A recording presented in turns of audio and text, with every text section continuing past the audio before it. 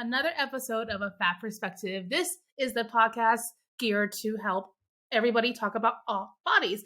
And since I am a fat person, it is told from a perspective of a fat person, hence a fat perspective. And with me today, I have the ever so talented Cassie Ramirez, right? Yep. So Cassie, I'd love for you to introduce yourself. Hey guys, my name is Cassie Ramirez. I have been in the fitness industry as a professional since 2017. I went to UCLA and I was like, I'm going to be a physical therapist. But then 2 years there and just doing sciences, I was like, I don't even like this. This is horrible. And then at that point, it was like, it's still something in my mind, which I managed to become a trainer that specializes in rehab. So like you've mentioned in our sessions, you're like, Cassie, this kind of feels like it's personal training, but it feels like physical therapy. And I'm like, good, because that's what I want to do. Well, that's actually like a good friend of ours actually introduced us to each other. And because it's like, she was like, oh, work with Cassie. It's like therapy plus fitness. I'm like, okay. Yeah. And as we were talking, one of the things, this is why I wanted to invite you on the show, is because you said you work a lot with people who have like body dysmorphia. Mm-hmm. That's kind of some of the things that you guide people through as they work out. Yeah. So is there like, I was like, would you be comfortable telling us a story? Of course, no names, pseudonyms, kind of like what that was, like how you got into that or how you helped somebody through that. Cause that's something that's very interesting to me. Yeah. So the way it kind of me falling into it, as most things in life that happen for me. And it's usually due to the energy I throw out and how enthusiastic I am about life and what I have and my passions in fitness.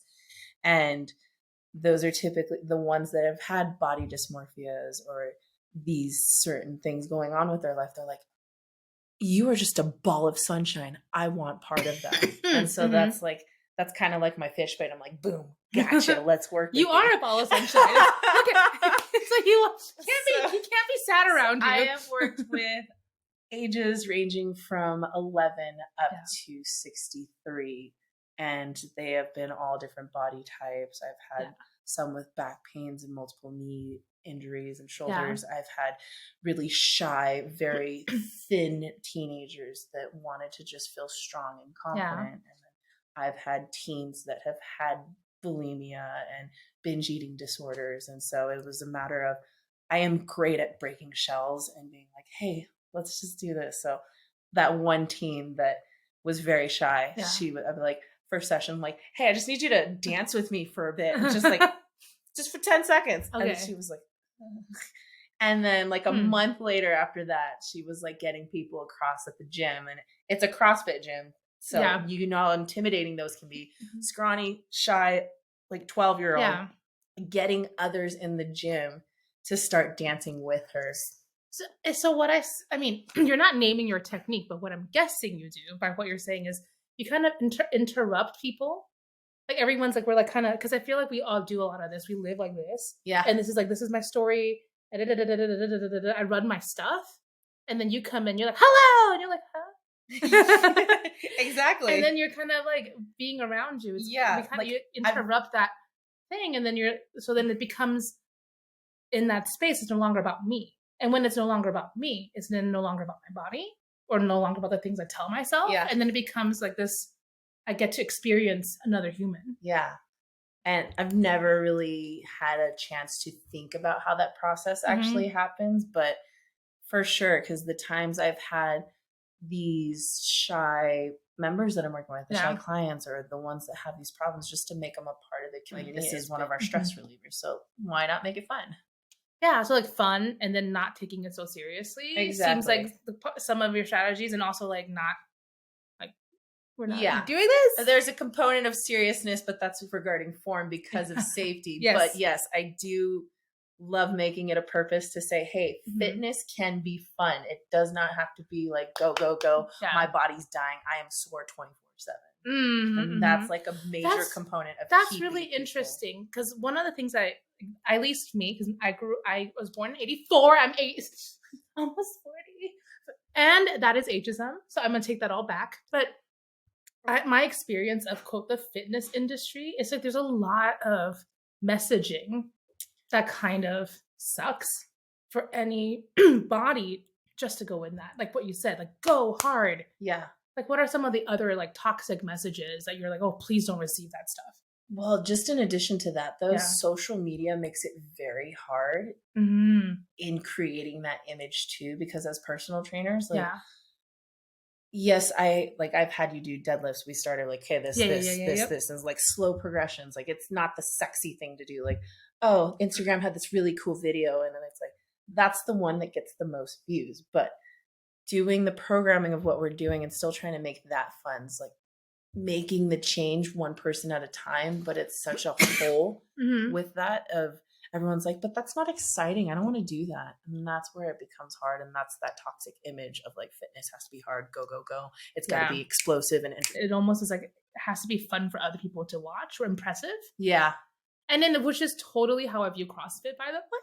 I walk in, I'm like, what is this? I get it for sure. Because like the gym I was at before, you weren't allowed to drop the weights, more so because the neighbors and like dropping the plates just wears and tears on the barbell and the plates. So we had pound pads to like make it, and that helps with an image of like, oh, they're not just here like and slamming stuff. But at the current gym I'm at, you see it a lot, and that can be very intimidating for anyone that's, especially if they're not used to any gym setting. It's like a whole different environment. It's also human nature to compare. Yeah. Like, I'd be remiss to say like, oh, no, we just compare ourselves with other people. So we walk into these spaces, it's like, So do you have any advice for people who may be intimidated into going gyms, like how you can talk yourself through that? Right off the bat, I'm already thinking like the buddy system. Find someone that wants to actually do it with you if you're motivated in that aspect of like, because I am a horrible person at working out alone. I dread it. I cannot do it. I'm like, one rep, I'm bored already. I can't, help me. But if I have someone with me, I'm more inclined to get through the 45, 60-minute workout I want to do. And it's more fun because I'm like, oh, they're doing the same thing as me. They're still going, I can do this. And having a buddy that you can go to is like the first initial thing right off the bat in my head to think of helping you. It's like thinking of networking, going in alone somewhere. Not good. I'm gonna be a wallflower tonight. But if you go with someone, it's like, well, that happened to me last night. That's what you're talking about. It. I walked into a club and relatable experiences. I literally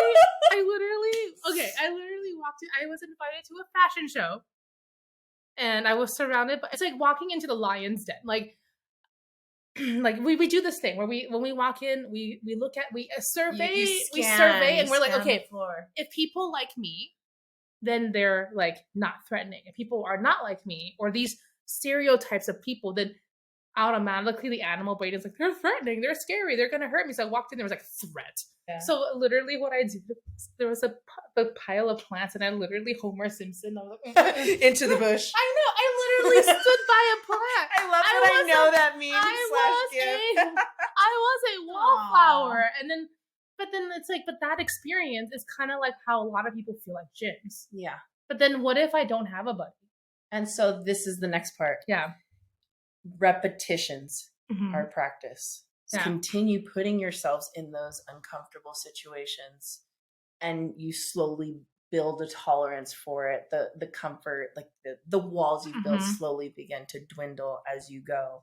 Just like telling my friend, because one of my friends struggles with body image too, and they're like, well, and I was like, I never used to wear tank tops or shorts. Like, I have stretch marks on my shoulders that I was always self-conscious about. You do? Yeah, they're like up in there. Oh, and I was always self-conscious about it. Yeah, but then I was like, start wearing tank tops at home. So I'm wearing them in the home, my own comfort. So you're like, just gently stretching your. Everything I do is gently. It's never like, let's go full send. Although sometimes when you're like working, you're like, let's go. Oh my god. There's a time and a place. Yes. Yeah. But it's to the comfort that I know you're capable of doing, and that's the same thing. It's just like nutrition, just like fitness, just anything you're doing in life. Small doses to get yourself acclimated to it and make the adjustments. See. Yeah, you know that whole idea cold turkey? I don't like it. No, that's a lot of the fads that have like fad diets. That's why people will lose 20 pounds in 6 weeks and then they gain it back instantly because it was not done sustainably. Yeah. I mean, well, I don't like discussing weight loss because for me, Yeah. it's like your body, your choice. And I find that the whole like our whole society's organized around celebrating weight loss and condemning weight gain no matter what. Yeah. We're like, "Yay, you lost weight!" Like, no matter what. Yeah. And then it's like a prize. It's like something you're like, yeah. So And so I'm me as a coach, I typically, so we have the in-body scans at work, and I'll typically look at that with them and see like, where is your mindset at? What are you wanting to do? yeah. And then if they're so focused, like, I really want to lose 10 pounds. And I'm like, wait, now hold on though. What is losing 10 pounds doing for you? It's like, well, I want to fit in this. And I'm like, okay, but hear me out. You can still weigh the same, gain more muscle and lose body fat, but then fit into that too. And then losing those 10 pounds, like you might still stay the same weight. So you're just looking at the scale. We have other components Well, yeah. I mean, to making our health overall Yeah. better. And that's a whole deep health thing. It's like, how do you feel about yourself internally? Like, what are you getting? How many hours of sleep are you doing? How's your water well, intake? it's interesting. Like I've been talking to different weight neutral doctors, and it's and I really use the term weight neutral because I don't even like talking about like, changing my body Yeah. because I think it's a very personal thing, and B, we are so like it's like we live in the matrix. Like our matrix is the programming that like this body is a good body, and don't you want to get this body? Every message we get from social media, from like any advertisement, for anything, and then we're all conditioned to covet this body, and we all freaking liars if we said we didn't covet that. Yeah. And it's really hard to like, 'cause it's Deeply rooted. so it's like kind of Like myself too. Sometimes I'm like, I really want to look like Megan the Stallion in a corset. Real talk though. I saw it and I was like, damn. But it's something we all go through.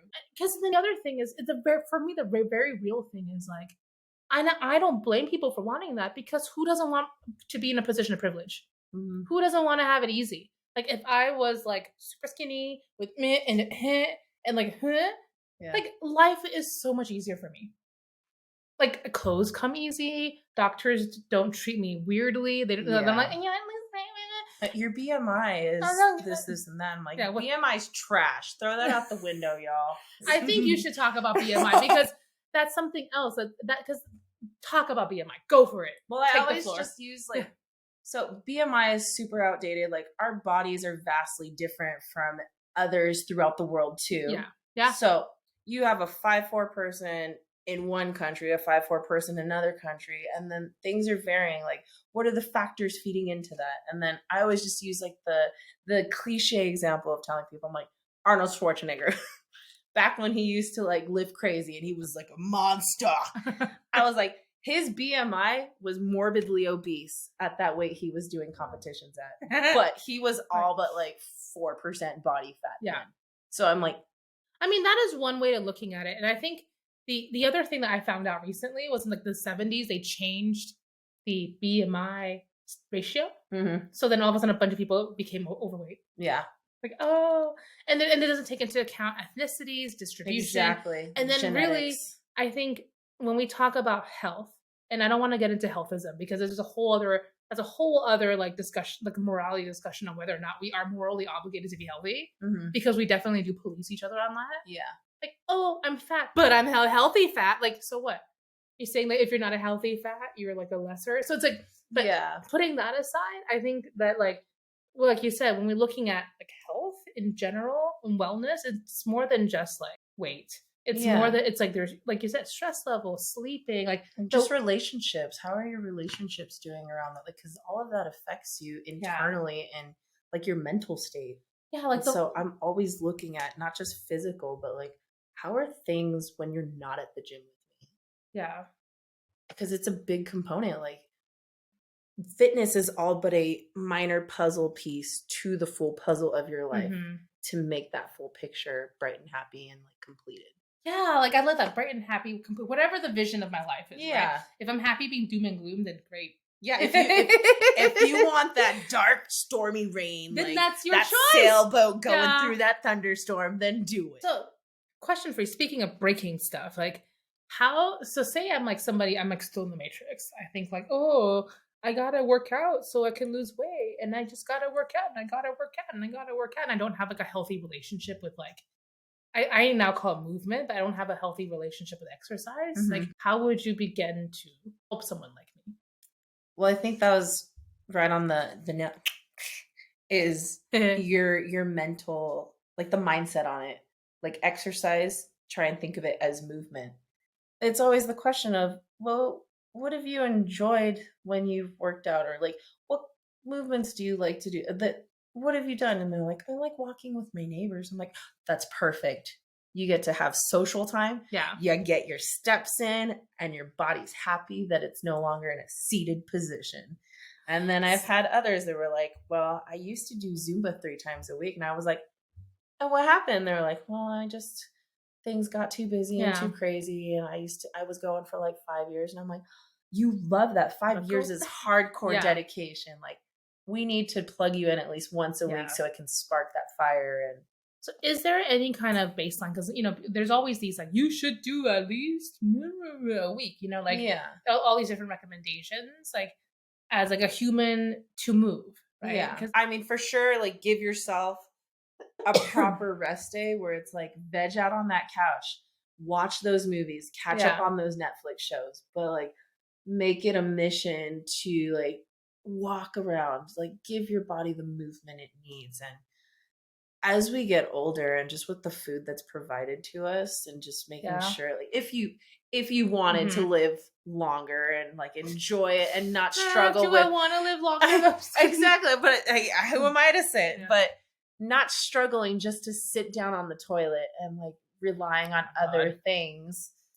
Okay. But that's where I'm leading to like at least 3 times a week of strength training as we get older should kind of be like a lifestyle, just to make sure that as we grow older, we're still supporting the structure with the muscles so to like make we these can live movements. a life, so that you can live a life and not have to worry about having life alert because you've fallen and you can't get up. Yeah. I mean, when you say that, I think about ultimately like why we do certain things, which is we want a certain lifestyle. Yeah. So it's like, if I want a lifestyle of, like I think the first, not doing trust falls onto the toilet. Like, been there. Like, oh my God. I was like, please, Lord, let this ceramic hold me. You're like, oh no. And you slip and you sit on the toilet. Like, oh no. But we basically choose what kind of life we want. Yeah.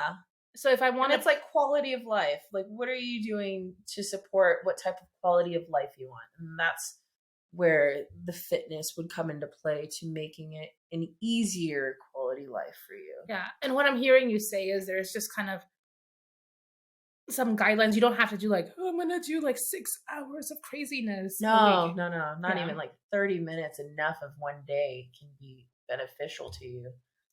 Yeah. And as I'm hearing you say that, it's more like, what do you like? Yeah. And then do what you like. Exactly. And then please do strength training though. I would love for people to do strength training. I would love for everyone to do strength training. Because thinking of my parents as examples, they have not done a gym setting and strength training. So my mom has rheumatoid arthritis. She has all these aches and pains. Yet she's active, but she still has these aches and pains because she doesn't know how to lift things properly. She doesn't know the functionality behind it. And my dad has broken an ankle. He can barely walk like to the mailbox and back. Is that where like the jokes about like when you go past 30 you sleep wrong and then you're like you get attacked in your sleep? Like you wake up, you're like, oh you're God, like, where it's like sprained my ankle, like clubbing out all night and didn't get any sleep and went to work in your 20s. Fine. Slept wrong in your 30s like, in a neck brace. But it does feel like that. And is that partially because we like, if we do strength training more, it prevents that from becoming the norm? Yeah. So strength training, it done right. Like, that's exactly strength training done right, because I specialize in rehab, but also functional movement. Functional movement helps in everyday living. So, question for you: Yes, what are some trainer red flags? What are some trainer green flags? So I'm evaluating somebody. Yeah, if you're ever able to watch them, are they actually watching the client? Do they have their phone out 24/7? Is their phone out because they're texting someone or they're scrolling through Instagram? Or is it because they're bringing out a stopwatch? Is it are they too busy just talking with everyone and it's social time and they're not even giving you the day of time that you have paid for? Yeah. The programming. I mean, that's pretty red flag. I mean, that's pretty, right? But yeah, like, but yeah. some people haven't witnessed any of that and they're just not sure if they haven't been in a gym setting. If you're talking to them and like you've already explained what you're looking for and they're like, okay, well, yeah, we'll just do this, and like have you say, I don't want to do any jumping right now, I have knee problems and I like really want that fixed. And then like even just first session they're like, okay, we're doing box jumps, and you're like, what? So if you're not feeling heard and understood by your trainer from the get-go, there's already a problem. Yeah. And I guess for me, because of where I come from and what I stand for, if they talk to me about weight loss, you're fired. Yeah. See, I would that's think exactly it. You have your standards, you know what you're looking for. So go in knowing what you want. And if they don't adhere to the boundaries you've created, boom, it's easy. But I would recommend everybody listening to find like a trainer who is as body neutral as humanly possible.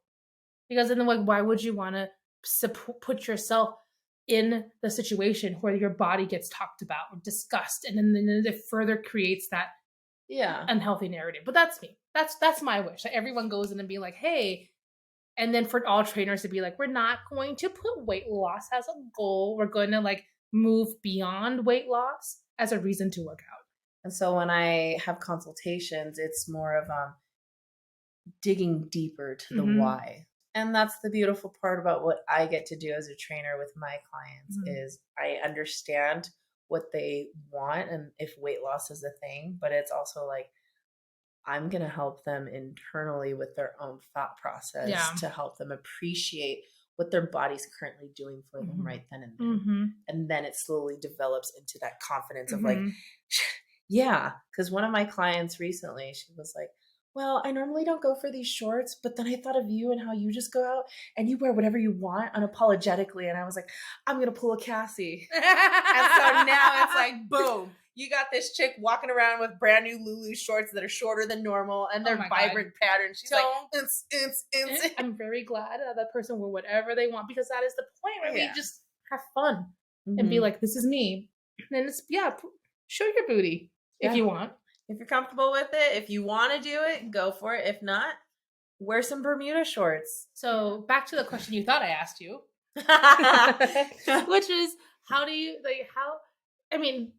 fitness is a predominantly, it's a man's world, isn't it? Or am I wrong? There are more men, yes. So there is that societal image of your body is your business card. Our whole society is your body is your business. You have a lot of people, and that's just similar to politics. Everyone has all of those hard ideas, and you can't please everyone. That's the name of the game, and I'm fine with that. I don't need to please everyone. Just out of curiosity, and maybe this hasn't happened to you, have you ever like witnessed people make stupid body related comments in gyms towards each other, or less so where you're at? Yeah, I mean, with clients, like they'll bag on their bodies a lot, or like just in general. Do you butt in and help them? Yeah, I'd be like, more often than not, it's easier to tell them like, hey, would you talk about your best friend or your loved one like that? And they'd be like, no, I would never. And I'm like, so why would you talk about yourself like that? And then it starts to create that little puzzle piece again. In there. You're just like another puzzle piece. I'm thinking of you like a tiny knot. Well, I actually think most transformations happen in tiny nudges.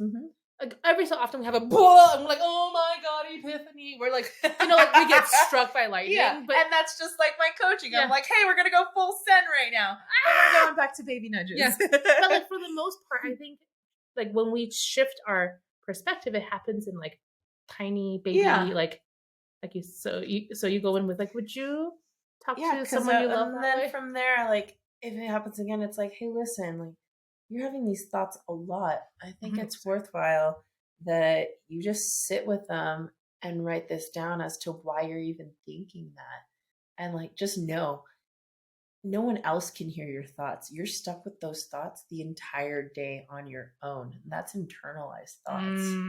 So something that's being held inside is going to wear and tear you down. If it's, especially if it doesn't serve you. Yeah. And like I'm just stuck in my exactly in your little island of just that's despair. just like, even if it's a small little thought, I always give the analogy of like, hold a half empty cup of water out in front. Cool, a minute, not too heavy. You hold that for 30 minutes, that's gonna get incredibly heavy because you've been bearing that weight for so long. Yeah, and sometimes it's not easy to just be like, okay, I'm done thinking this. Yeah, no, exactly. Because it's like the white elephant thing, right? If I say, don't think about an elephant, you're like, elephant. So it's not, so the in coaching, we always talk about like when we want to change the narrative or to kind of shift, we really want to think about what we want to create.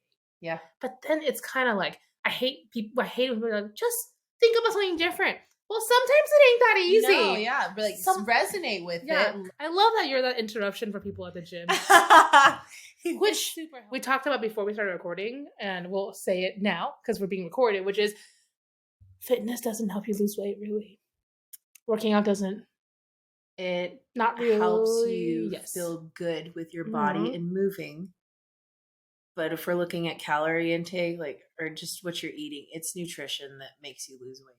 If that's the thing, yeah. And then it's more often your body already burns calories just chilling because your muscles have to maintain that temperature. Your heart's pumping blood through. Like, I'm blinking, I'm burning mini calories. So many calories right now. But it's not even that accurate. Like the calorie machine. My father worked in he used to work for companies that manufacture sporting goods. And he was like the calorie counter. He's like, oh well, yeah, no, because every body burns differently too. Well, he told me the way we're structured, because he saw it made. He was like, don't believe that. He was like, it's all crap. He was like, it's just like, okay, calories. Yeah. So it's not, but like you said too, all bodies are different too. Yeah, bodies are different. They handle things differently, and it's nutrition is what truly makes your body change and fuels you differently. So if you're having chips over like some yogurt, things are going to happen differently with the way the intake happens. Also depends on the yogurt too. You could be like sugar yogurt. Yeah, it could be like Yoplait with the bunny on it and stuff. Yeah. and the tricks yogurt. Oh my god. I think that's one thing. The one thing, I think it goes back down to like the very particular thing that I keep getting recently in the many conversations I had, which is listen. Just really like slow down and listen, because your body will tell you if it likes something or if it doesn't like something. And for a lot of us, like I'm one of them, I broke my body because I binged so much. So it's been like a really hard journey back to being like, okay, what's going on? Okay, I don't like that. Okay, intuitively, what will be good for me? Yeah, like what would be good for me right now? And then if I'm really like, I'm on chips, okay, fine. Then eat it and then see what happens. Yeah. Because I've now learned that if I eat ice cream, I get the runs. And then my body's like, and then I'm like, oh, I'm bloated. And it's like, and I'm observing it. So it's like an observing, knowing the pattern. It takes me about like something a lot of people do, because we're always on the go, instant satisfaction. I've got to go to this thing. Now I got to go to this thing. And then, it takes me 12 hours to recover from ice cream. Yeah. That's crazy. That's a long time. Yeah. Because I'm like, and then my body's like, okay, I think we're good now. 12 hours. So then it's like over time. Yeah. Hopefully, eventually, I'll be like, do I want to choose to put my body through this? And sometimes the answer is hell yes. And sometimes like, no. I love ice cream. All right, body, strap in. Ice cream's a crucial food group. 12 hours of fun. Here we come. Yeah. Oh dear. Right? But it's like you said, what do you like? Yeah. What are you listening, or what is your body telling you? Yeah. Because we'll know. Yeah. Exactly. So great. Yeah. So the other thing that I often I really believe in terms of like shifting conversations about like what we believe in and changing like social paradigms, I believe in the healing power of stories, because I think like a good story it's medicine, because it helps us, it changes our point of view. So I always ask, and everyone comes on to share story. You can share as many stories as you'd like. And I also want to hear from your stories, because I think the more we share and tell, this is how I fell in love with my body, or this is how I learned this about this body part of mine. Like the more we share, that's how we shift our conversation. So I wanted to ask you, are there like, do you have a story about like how you like fell in love with your body, or is there like a particular like I have a special relationship with my nose, you know?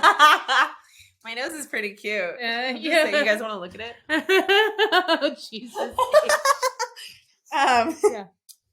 Yeah. I mean, I can start from childhood, build up till now, and like skip some parts. But like I said, parents, my mom's in her 60s, so growing up in her generation, it was always like really body image focused. It still is, trying to help her now that I get to train them at my gym now. Oh, cool. So I'm starting to break those blinders. Yeah. But growing up with her, I was told to suck in my tummy a lot.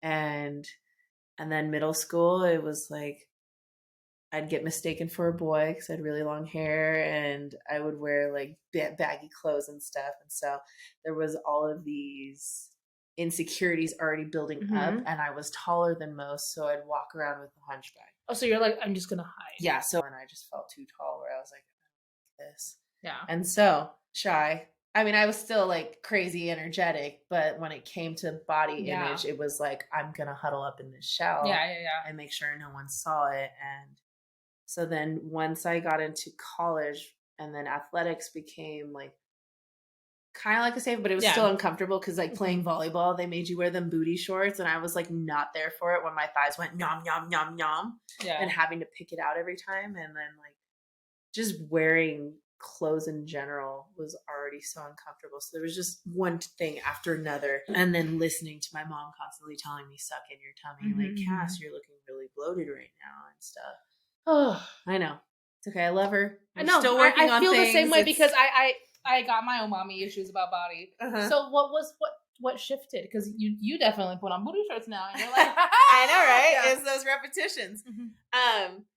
And so getting into the deeper part though, because there's still more like bricks built on top of the insecurities, because you get through high school, and then like at that time there was still some mistaken parts of like, you look like a boy because it was like what I'd wear, blah blah blah, whatever. And then going to college, I was a walk-on athlete for UCLA in rowing, and the coaches, so the athletes have a lot of eating disorders. Really? Because of like needing to make weight and stuff. And like so the coaches would always tell me, Cassie, you need to lose 10 pounds so that you can get your spot on the boat. So boom, I'd talk to the athlete's nutritionist. I'd lose the 10 pounds, tell them like, hey, and they're like, you're looking good. And then at that point it was like, oh, you need to lose 10 more pounds. And it was like, they were never happy with what I had done. And it was a struggle, a very hard internal struggle, because one, I was getting stronger and I felt awesome about that. But two, they kept telling me I need to lose more weight. More and more and more and more after I had done so already. And it was like, what? And that's where it became a problem too, because I would look at myself in the mirror and start crying at what I saw. So I had hit a very low point. Yeah, that really sucks. Collegiate coaches, like mother, and then just other societal factors of seeing like in college. I never did parties or any of that, but like it's messed up. These people. Oh. And so, yeah, I would look at myself and just cry at it before I'd go and shower. And then senior year of college, one of my coworkers was like, hey, I found a really cheap flight to Australia, and it's got a 5-day layover in Tahiti. And I was like on the brink of trying to do Peace Corps to teach English in like Albania or Thailand. Yeah. My parents were like, Cass, no, you can't do that. It's so dangerous. And I'm like, who told you that? Your friends at the swap meet? They don't know anything. Your friends at the swap meet. And oh so my God. With that midterms week, I'm like, screw it. And then I was like, I'm gonna buy it. So I bought a one-way ticket to Australia. Didn't have a visa yet, place to live or any of that. But the purpose of that was to move away, cut societal influences, cut any influences I had at home, because it was so heavily influenced. Yeah, it is. So I cut myself from all of that, did a solo move away, lived in Australia for like 10 months, and I moved to the countryside. So it was 2.5 hours north of Sydney. to the point where people were like, "You're from LA? What are you doing here?" But I moved to the middle of nowhere so that I could, one, figure out myself, figure out like what makes me worthy of my own self-love. Like, why do I not love myself like that? Why do I cry when I look in the mirror? I was an au pair, so I like took care of a kid, and then I worked for a family of coal miners, so they were like having 3 days on, 2 days off, 2 days on, 3 days off. Yeah. And so it was, once again, still finding a gym to work out with, because that's where I found solace my whole childhood. So I didn't have a pretty childhood. That's another podcast. That's another podcast, guys. Cassie airing her people trauma are podcast. Like, what's going on? Cassie, are you okay? I'm okay. Fired. But found the gym, found friends, all different sizes, and it was amazing because Australians are just wild and like they are hilarious, and like finding that group there and just being empowered and knowing that I'm doing something for myself now, and I want to love myself more so than what others are thinking about. And that move there had made that happen. And then I have all these scars from that accident, which further goes to me in Bali. Yeah. And just thinking, because the one person we know, when I was training her, asked a really good question. She's like, "What do your scars mean to you?" And I was like, bloody hell, what does that even mean? You're like, this is so deep. Oh yeah. So to context, Cassie, you got in a really bad accident in Bali, woke up in the hospital. Yeah. And 6 doctors working on me, stitching my lip and my knee up. So concussion, like geckos and flies up in that hospital. Like, it was gnarly. And I could barely walk for like 3 months. This was the extent of how high I could put my arms up. So my mom had to wash my hair for like 3 weeks or so. But on top of that, and like learning self-love, like I was conscious for a bit with this lip scar, even though this one was more dominant in seeing it, but this one for like a year would get really red and pale, and I was self-conscious about it. It's like, hold up. Why are you conscious about this? Like, people say they can't even see it, but nonetheless, like, why? Why do you care what people think about that? Like, this body's been through a lot, but it is strong. It is resilient. Oh, yeah. It handles a lot of my athletic clumsiness and what I put it through. And it's just constantly thinking about these questions. Like, well, yeah. I mean, our bodies, no matter what state they're in, quite miraculous. Dude, yeah. We're like alive because of it. Right. It like, and it's so adaptable. Like, you know, like our bodies are capable of handling so much. Exactly. Yeah. So I'm so glad that, so now you look at your scars, you're like, yeah, I got an I'm amazing damn.